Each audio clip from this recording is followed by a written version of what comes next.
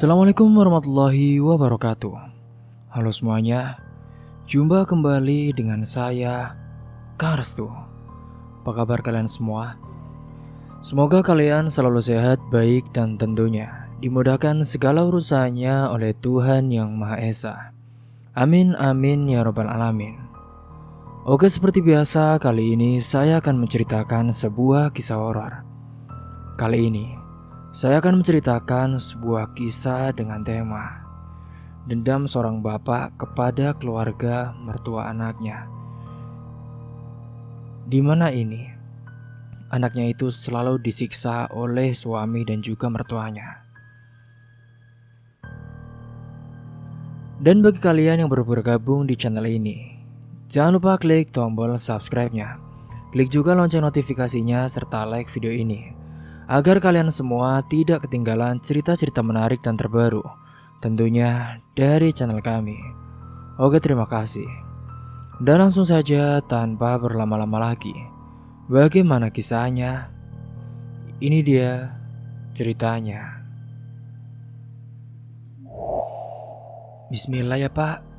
Doakan semoga Aina bahagia di rumah baruku. Iya nak. Pak Widi tersenyum sambil menatap anak semata wayangnya yang mengenakan kebaya putih bersih. Tangannya gemetar saat menyelipkan sele uang 20.000 ke dalam genggaman Aina. Nak, bahagia itu bukan dari rumahnya, tapi dari siapa yang bersamamu di dalamnya. Jaga hatimu ya. Aina menunduk saat itu. Air matanya nyaris jatuh tapi segera diusap sebelum Pak Widi sempat melihat itu. Hari itu adalah hari pernikahan Aina dan juga Reza, lelaki pilihan hatinya, yang bekerja sebagai pengusaha properti, anak dari keluarga Bu Isa yang terpandang. Acara resepsi digelar sederhana, namun penuh doa. Semua tetangga kampung datang memberi selamat. Bu Isa terlihat ramah di pelaminan saat itu. Sesekali menggenggam tangan Aina dan menyebutnya, "Kamu anak baru dalam keluarga besar." Reza pun selalu tersenyum. Tatapannya lembut, tutur katanya santun. Bahkan saat membawa Aina ke rumah besar mereka yang berdiri megah di pinggir kota, Reza masih sempat merangkul pundak istrinya. "Aina, kamu gak usah sungkan ya. Mama tuh orangnya tegas, tapi hatinya baik kok. Kamu cukup nurut aja. Nanti pasti bisa akrab." Aina mengangguk. Rumah itu sangat berbeda dari rumahnya dulu. Lantainya marmer dingin, dinding tinggi dengan lampu-lampu gantung yang berkilau. Ia sempat terpana berpikir ini pasti seperti mimpi. Ia merasa kecil tapi juga sangat bangga. Hari-hari pertama semuanya terasa damai. Aina bangun pagi menyiapkan teh untuk Bu Isa, memasak sarapan sambil belajar dari Mbak Sarti, asisten rumah tangganya. Reza pun pulang kantor sore hari dan mereka makan malam bertiga. Kadang diselingi obrolan santai saat itu. Sementara ayahnya di rumahnya Pak Widi menelpon seminggu sekali. Suaranya selalu sama, tenang dan juga penuh doa. "Halo Aina, gimana kabar kamu nak? Sudah mulai terbiasa jadi istri?" "Bapak ini sudah Pak. Mas Reza baik kok. Mamanya juga baik." "Ya sudah, kamu kalau capek bilang ya, jangan dipendam." "Iya Pak, Aina senang di sini. Rumahnya nyaman, besar, dan juga mewah Pak." Tapi saat telepon ditutup, Aina diam cukup lama. Rumah itu memang besar tapi dinginnya kadang terlalu senyap. Ia mencoba mengisi dengan senyuman, dengan kesopanan, dengan menjadi menantu yang ideal. Tapi ada rasa asing yang mengintip dari balik pintu kamar. Suatu hari saat Aina menaruh teh di meja makan, Bu Isa pernah berkata, "Aina, lain kali teh buat mama jangan manis banget ya. Ini gak sehat. Kamu ini belum tahu kebiasaan keluarga ini ya. Jadi pelan-pelan deh kamu belajar, ya." ucapnya dengan tegas. Aina pun langsung minta maaf. Iya bu, Aina belajar pelan-pelan. Maaf ya bu. Dan sore hari itu saat Reza mengantar Aina ke taman kecil di belakang rumah, mereka duduk di bangku memandangi matahari terbenam. Sayang, kamu harus sabar ya. Mama itu keras karena pengalaman hidup, tapi dia sayang aku. Dan aku yakin nanti juga dia bisa sayang kamu kok. Aina tersenyum menatap langit saat itu. Iya mas, kalau kamu di sampingku terus, aku pasti kuat. Reza lalu mencium kening istrinya dengan ringan. Pasti aku selalu ada di sini. Singkatnya seiringnya berjalannya waktu, rutinitas menjadi seperti jam berdetak yang tak bisa diatur ulang. Aina mulai sering sendirian di rumah, Reza sering pulang malam. Bu Isa mulai memeriksa banyak hal. Tata letak piring, cara menyapu Aina, hingga cara perbaikan Aina di dalam rumah. Semuanya diperhatikan dengan sedetail mungkin. Kamu, kalau jadi istri, kamu itu harus bisa baca situasi ya Aina. Jangan sok sibuk tapi lupa peran utama deh. Peran kamu itu, ya melayani keluarga, kata Bu Isa suatu pagi. Aina hanya mengangguk saat itu, tidak berani memandang dan juga menjawabnya. Kebetulan hari itu beberapa tetangga kompleks datang ke rumah. Para orang-orang itu pun disambut ramah dan sopan oleh Aina. Tapi saat Aina masuk ke dapur untuk menyajikan teh, ia sempat mendengar bisikan Bu Isa kepada tamunya. Namanya juga dari kampung bu, jadi ya dia belum tahu adat lah. Tapi ya kita sabar, pelan-pelan dibentuk, ucapnya. Aina yang mendengar itu sedikit sakit hati. Ia pun akhirnya mengunci diri di kamar. Ia memeluk guling menatap plafon. Tapi saat Reza pulang, ia tetap menyambut dengan senyum. Karena ia pikir semua akan baik-baik saja. Ia hanya perlu waktu.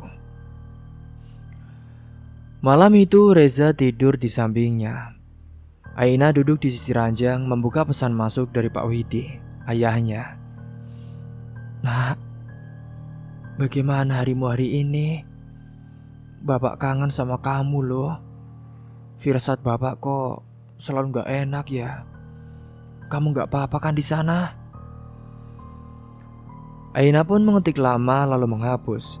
Akhirnya ia hanya membalas. Iya pak, bapak tenang saja. Aina baik-baik saja pak. Di rumah ini seperti surga yang butuh waktu untuk dihuni pak. Bapak gak usah khawatir. Aina di sini baik-baik saja. Syukurlah kalau gitu nak. Ya sudah, barangkali kamu mau istirahat. Salam ya buat Reza. Iya pak. Keesokan harinya saat itu, pada pagi itu Aina membuka pintu dapur. Ia melihat Mbak Sarti berdiri gugup. Mbak Aina, maaf mbak. Tadi Bu Isa bilang jangan pakai pisau ini. Katanya mbak belum terbiasa. Takutnya salah pegang jadi rusak. Aina hanya diam, tapi hatinya terasa seperti retak pelan-pelan. Ia menatap pisau dapur yang digantung ulang oleh Mbak Sarti. Pisau itu bukan sembarang alat masak. Di tangan orang lain itu hanya logam tajam. Tapi di mata Bu Isa itu bisa jadi simbol bahwa Aina belum cukup pantas memegang sesuatu yang berbahaya di rumah ini, apalagi mahal. Maaf ya mbak, saya cuma nurut, soalnya takut dimarahi, bising Mbak Sarti sembari berlalu cepat. Aina pun kembali ke kamar tanpa berkata apapun. Tapi senyumnya yang dulu selalu lembut setiap pagi, kini mulai berubah, tipis sekedar formalitas saja. Reza pulang malam lagi kali ini. Aina pun sudah menyiapkan makan malam. Seperti biasa, tapi kali ini ia menunggu sendirian hingga hampir pukul 9 malam. Dan saat suara mobil terdengar, Aina buru-buru berdiri merapikan jilbabnya dan tersenyum di depan pintu. Reza masuk sambil membuka jas dan menaruh tas kerja di sofa. Capek sekali tubuhku. Maaf ya sayang, tadi ada meeting dadakan. Aina mengangguk saat itu. Iya mas, gak apa-apa. Itu makan malamnya juga masih hangat kok. Reza duduk dan menyantap tanpa banyak bicara. Aina duduk di seberangnya, menatapnya sejenak lalu menunduk. Ia tak berani banyak bicara, hanya bertanya pun tidak juga.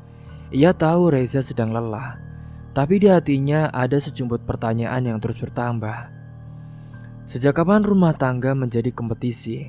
Siapa yang paling sabar? Ia benar-benar tahan dengan semuanya, dan ia akan mencoba semampunya. Singkat cerita, pada keesokan harinya, paginya Bu Isah pun menatap cucian di jemuran.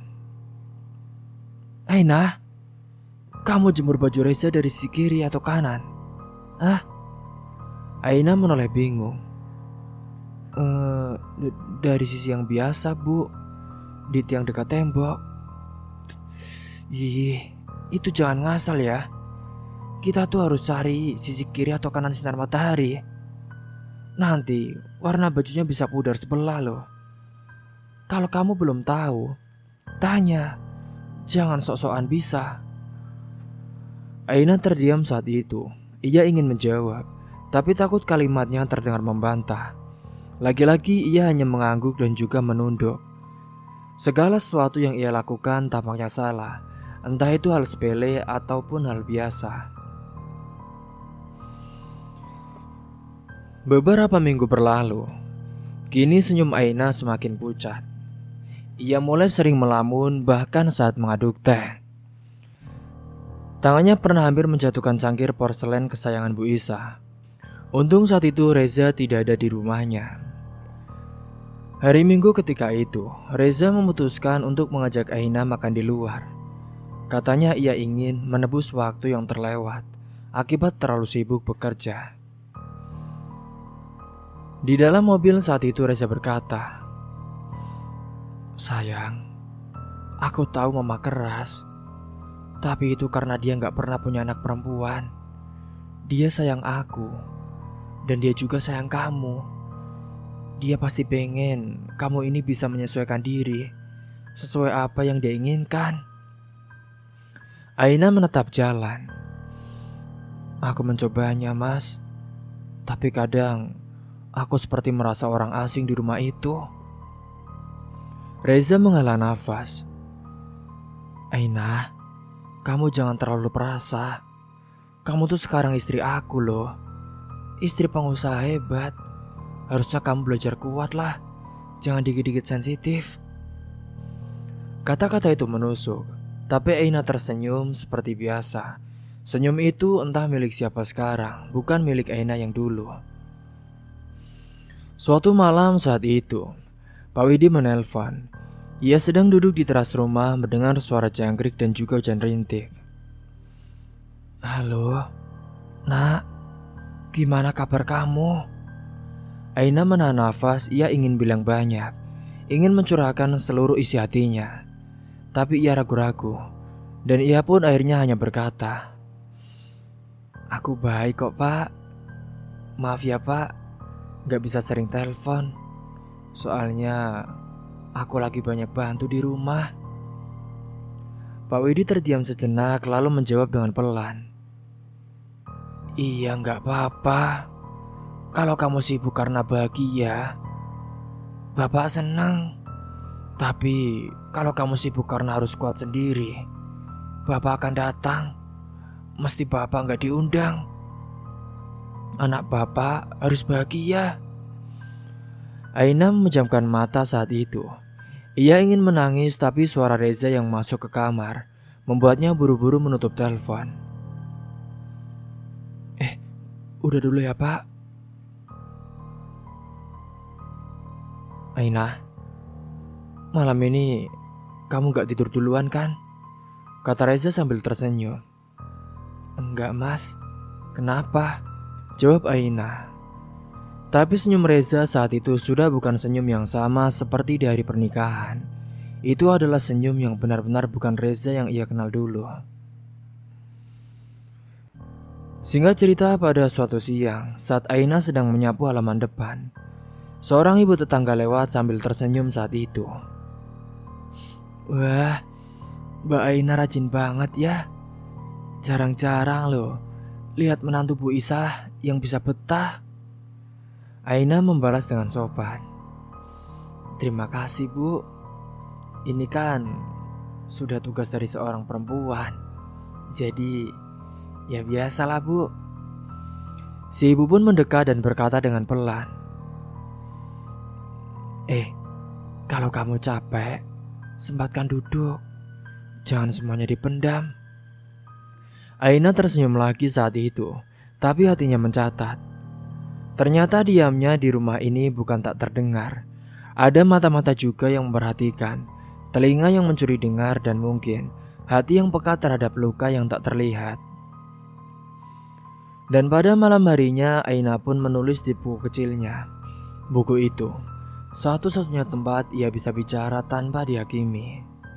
Ia menulis saat itu, aku rindu suaranya, Pak. Tapi lebih rindu lagi suaranya yang suara dihargai. Rumah ini besar, megah, dan sunyi. Bahkan senyum pun tak sanggup menggema di dindingnya.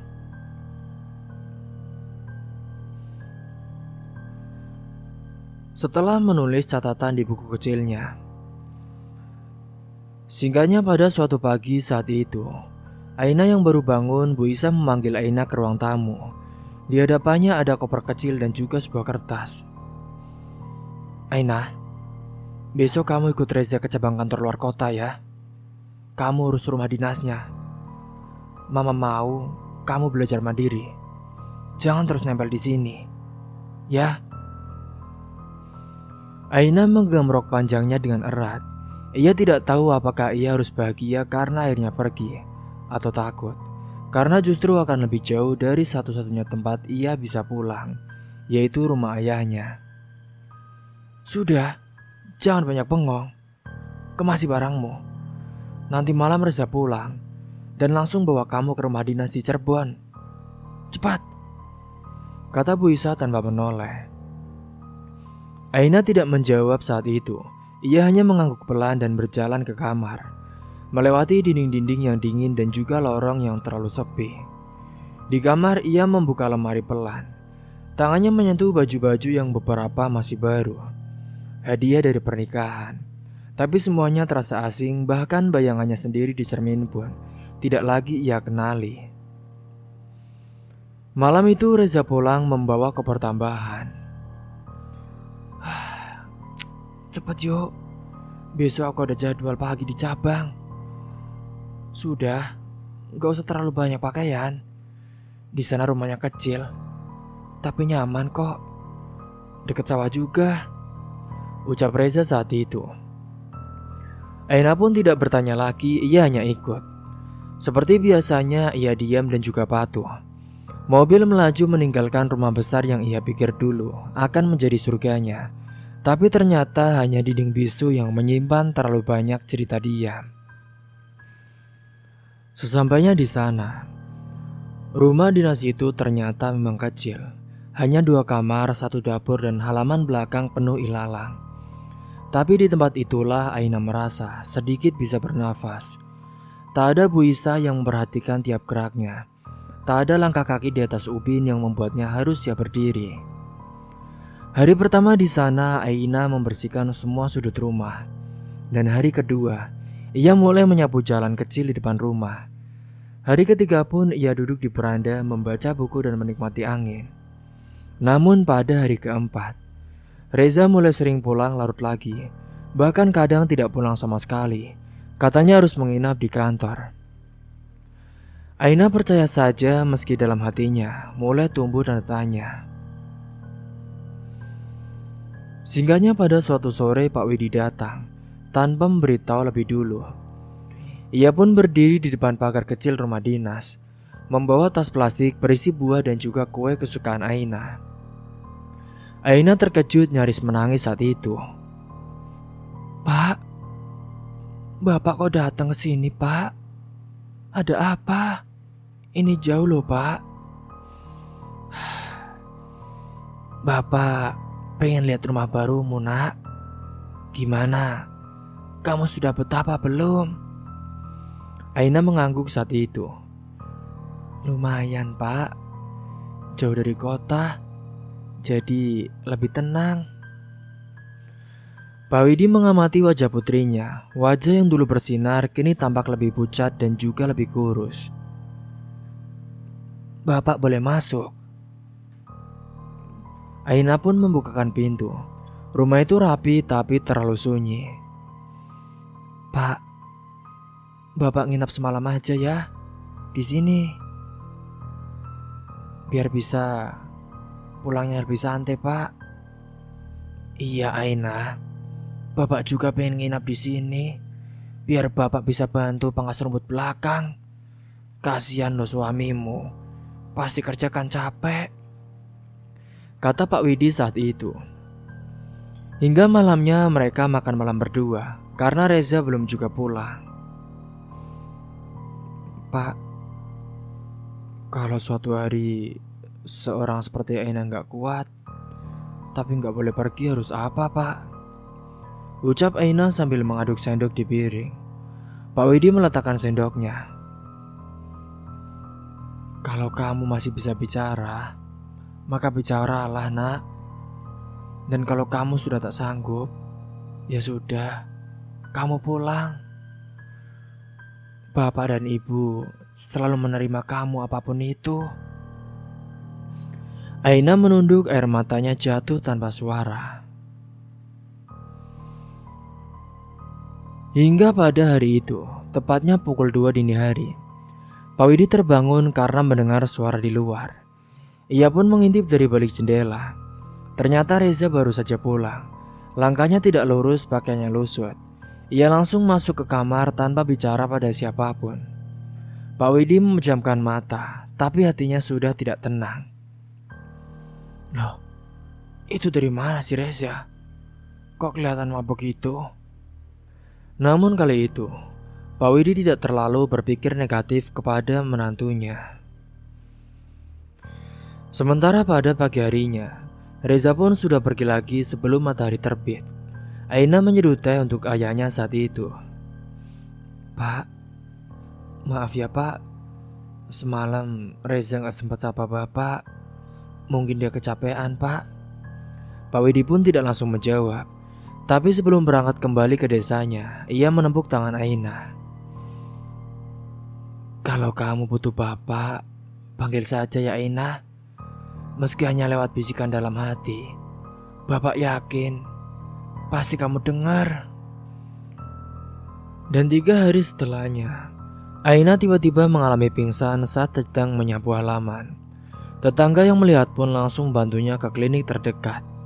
Dokter berkata saat itu Aina kurang makan dan juga stres berat. Ia juga menganjurkan Aina kembali ke orang tua sementara waktu untuk melakukan pemulihan. Namun Aina menolak. Tapi tetangga itu, seorang ibu berusia 50-an tahun, mengambil ponsel Aina dan mencari kontak yang bernama Bapak. Beberapa jam kemudian Pak Widi pun datang dengan raut wajah yang tidak lagi ramah. Ia pun membawa Aina pulang diam-diam tanpa izin siapapun. Hanya surat rujukan dokter yang bisa menjadi alasan formal.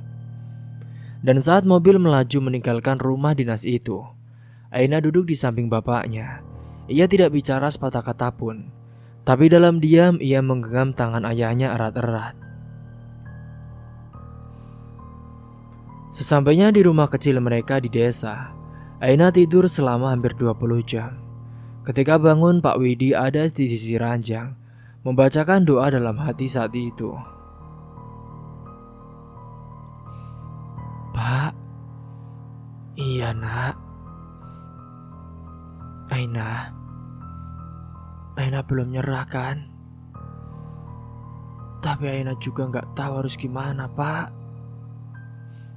Pak Widi mengangguk saat itu. Kamu tidak perlu menyerah. Kamu hanya sedang istirahat dari luka yang tak bisa kamu sembuhkan sendiri, nak. Kamu harus belajar. Aina menutup mata lagi, tapi kali ini dengan hati yang sedikit lebih tenang.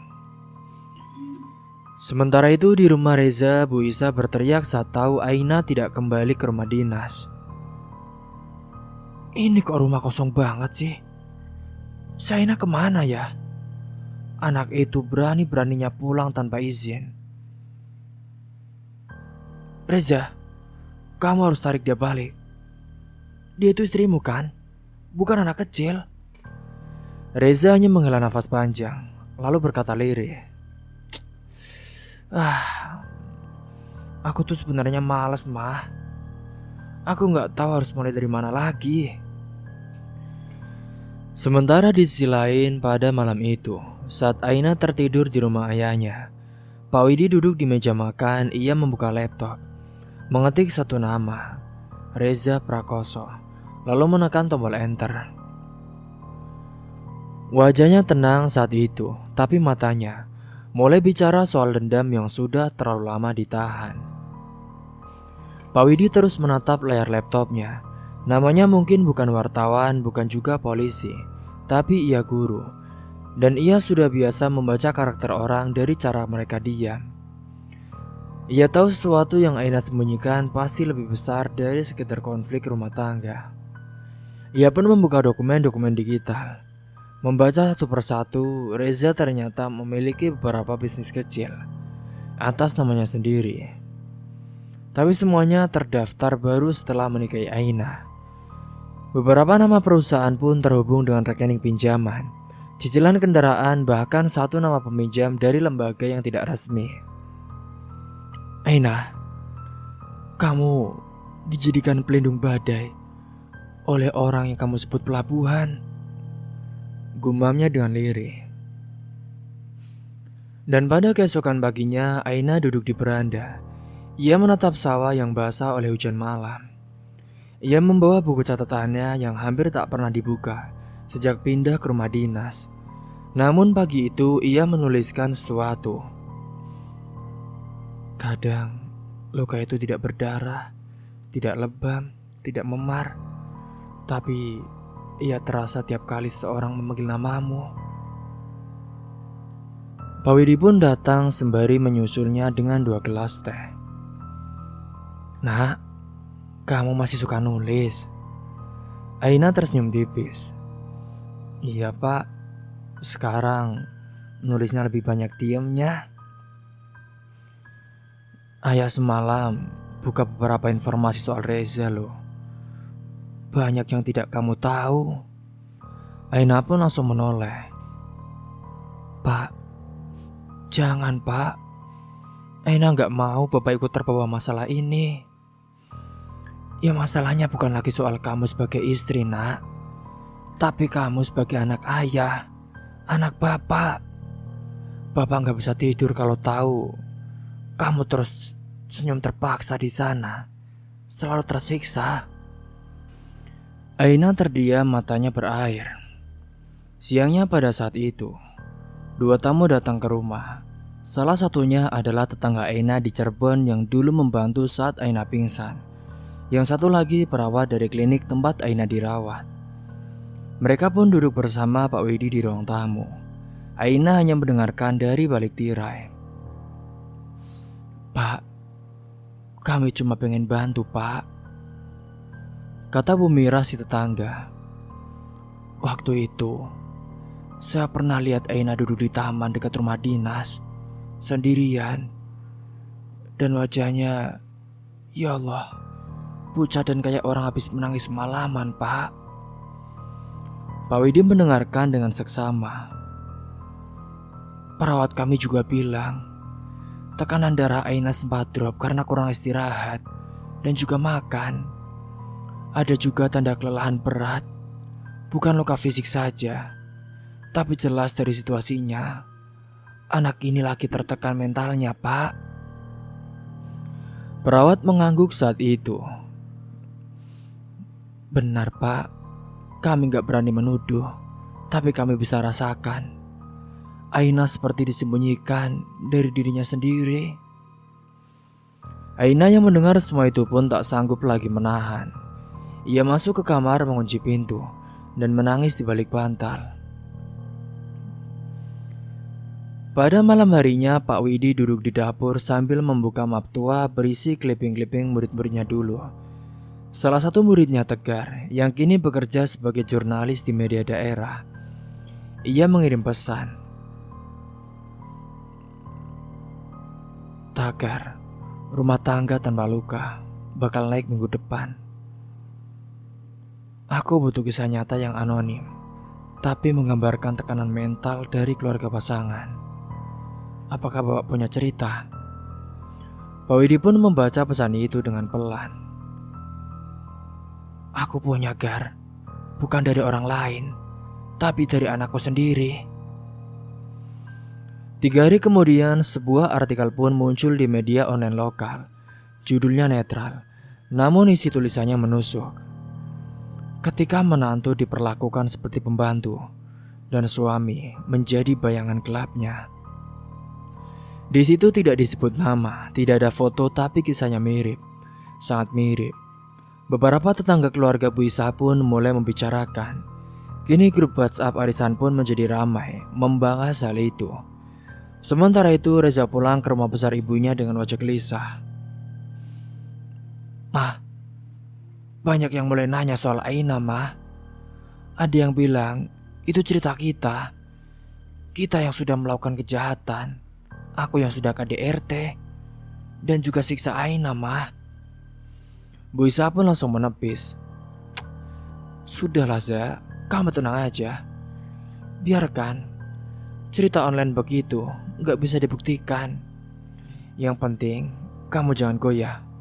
Nanti Aina kita paksa balik. Dia kan istrimu. Reza diam saat itu. Untuk pertama kalinya ia merasa bukan Aina yang lemah, tapi dirinya sendiri yang mulai tak punya pegangan. Sementara di desa, Aina mulai kembali aktif. Ia pun membantu di taman baca, mengajar anak-anak kecil membaca dan juga menulis. Ia menata ulang kebunnya, bahkan mulai menjahit kembali, kegiatan yang dulu ia sukai. Pak Widi saat itu memperhatikan dari jauh. Ia tahu ada luka yang tidak bisa disembuhkan dengan marah-marah ataupun mengadu, tapi harus perlahan, dengan tempat yang aman dan juga cinta yang tulus. Sore hari itu pun Aina mendekat ke ayahnya yang sedang menyapu halaman. Pak, Aina nggak tahu, Pak. Apakah Reza dan Bu Isa tahu soal tulisan itu? Sudah, biarin aja, Nak. Kadang yang paling menyakitkan bagi orang yang biasa menekan adalah saat mereka tak bisa lagi menyentuh orang yang biasa mereka rendahkan. Sudah, kamu tenang saja. Di sini kamu aman. Aina mengangguk saat itu. Ia tidak ingin membalas dengan kebencian, tapi ia juga tidak mau kembali menjadi istri yang hidup dalam sunyi yang dipaksakan. Suatu malam saat itu, Aina menerima pesan dari Reza suaminya. Aina, aku mau ketemu, tapi jangan ajak ayahmu ya. Aina pun menatap layar lama sekali saat itu, sebelum akhirnya menjawab, iya, aku akan datang. Tapi aku bukan Aina yang dulu. Itu pesan terakhir yang Aina kirim. Tapi ia tak tahu pesan itu sudah cukup untuk menyalakan api yang lebih besar di hati orang-orang yang tak ingin kisah mereka terbongkar. Malam itu pun saat udara mulai dingin dan rumah Pak Widi senyap oleh waktu, Reza dan Bu Isa diam-diam memarkir mobil di seberang jalan kecil. 2 orang laki-laki muda ikut bersama mereka, duduk di kursi belakang. Mereka bukan keluarga, bukan pula teman, hanya orang-orang yang bisa disuruh asal diberi imbalan cukup. Aina, cepat keluar rumah sebentar saja. Lihat, dia keluar sendiri itu, ke minimarket. Ucap Reza pelan dari balik kaca mobil. Bu Isa pun menatap tajam. Ayo, Sekarang, atau enggak sama sekali. Jangan bikin mama rugi banyak, Reza. Reza pun menggertakkan gigi, lalu memberi isyarat tangan. Dua orang suruhan segera keluar mobil dan menyelinap mengikuti Aina yang sedang berjalan ke minimarket kecil 2 gang dari rumahnya. Sementara itu di dalam rumah Pak Widi yang sedang menyeduh teh dan menunggu Aina pulang. Ia yang tadi menyuruh Aina membeli minyak goreng dan juga sabun. Tapi hingga jarum jam bergerak lebih dari 1 jam, Aina belum juga kembali. Pak Widi pun keluar rumah, sepi, tidak ada suara motor. Tidak ada langkah kaki, perasaannya mulai tak enak saat itu. Sementara di mobil yang melaju cepat menuju kota, Aina sudah tergeletak di lantai kabin belakang. Matanya terpejam, nafasnya masih ada. Ia pingsan setelah tadi berusaha melawan dan berteriak. Namun tenaga tak sebanding dengan niat jahat yang membungkamnya. Karena pada saat Aina sedang di minimarket, ia dibekap dengan bius yang membuatnya pingsan saat itu. Dan pada keesokan harinya, Pak Widi pun berdiri di kantor polisi sektor terdekat. Tangannya gemetar saat menyerahkan laporan orang hilang. Ini Pak, namanya Aina Widiasih. Ciri-cirinya perempuan, usia 27 tahun. Terakhir terlihat semalam Pak, sekitar pukul 8:15, mengenakan jaket abu dan celana hitam kain. Polisi menerima laporan itu dengan serius.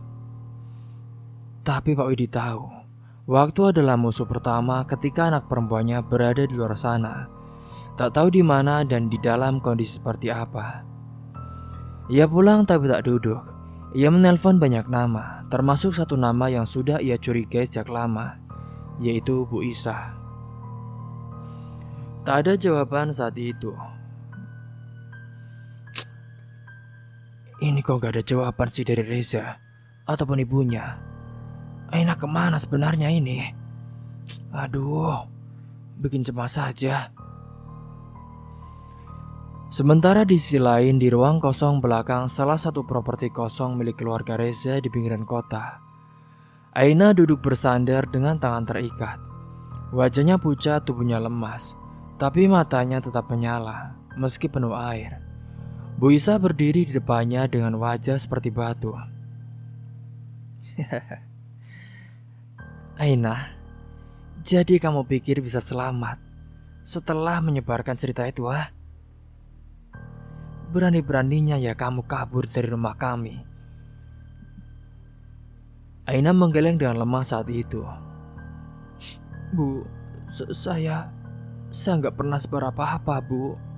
Itu tulisan orang, bukan saya, Bu. Bukan. Bu Isa pun menyentakkan kakinya.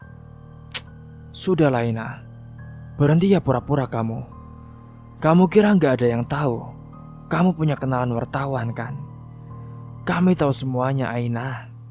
Dan kamu sudah keterlaluan. Reza berdiri tak jauh dari sana. Tangannya terkepal, hatinya menggelisah, tapi saat mulutnya hendak membuka suara, Bu Isa lebih dulu menatap tajam. Kamu juga diam ya Reza. Jangan sok lemah di depan perempuan yang hampir menghancurkan bisnis keluarga kita. Ini istri kamu, tapi dia menghancurkan kita. Kamu mau? Aina menangis saat itu, bukan karena takut, tapi karena hatinya remuk. Ia tak menyangka orang yang dulu mencium keningnya di bawah langit sore, kini hanya berdiri membisu saat ibunya menghina tanpa henti dan juga menyiksanya dengan kejam. Aku cuma pengen jadi istri yang baik, Za. Bu, aku gak ada tahu urusan uang itu. Aku gak tahu soal apapun. Bu Isa mencibir saat itu. Jadi kamu tahu betul, makanya kamu kabur. Kamu pikir kamu bisa lari dari semua ini ya? Ceplak.